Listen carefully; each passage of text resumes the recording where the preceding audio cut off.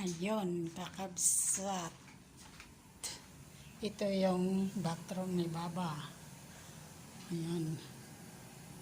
Bathroom ni Baba. Ito naman ang miga niya. Pero ayaw niyang umiga dyan.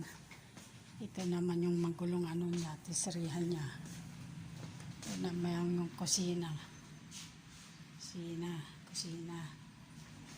Ito yung ano, bathroom ni Fiona. Ayan si Fiona. Ito talaga yung trabaho ko. Hoy, bakit ganyan ka makatingin sa akin? May kasalanan ako sa'yo, Fiona? Ayun, magulo. Ang room niya yan. Room niya ni Fiona. Ito naman yung sala. Hindi pa ako tapos naglinis. Magbabakyum pa lang. Kaya makalat. Tinanggal ko hiniwalay ko yung isang misa doon para ma-map ko itong carpet. Yan ang araw-araw kong trabaho.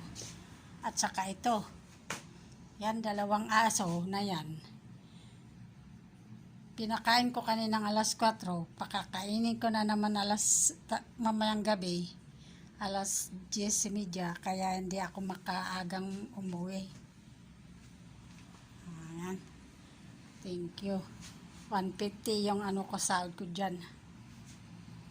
Maglinis. 150 dinner. Agree ba kayo, kawayan? Ganyan ang trabaho ko. Mula I start ng alas 4 hanggat mamayang gabi, alas 10:30. Tapos, ang trabaho ko pa na isa, mamayang alas 6, magsiserve ng alak sa amo. Ayan. Hindi pa. Ito yung mix niya. Ay, wala pala.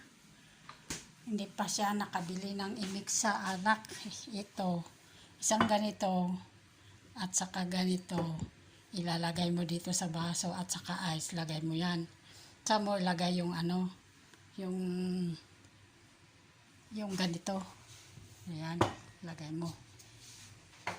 Dito na lang. Thank you.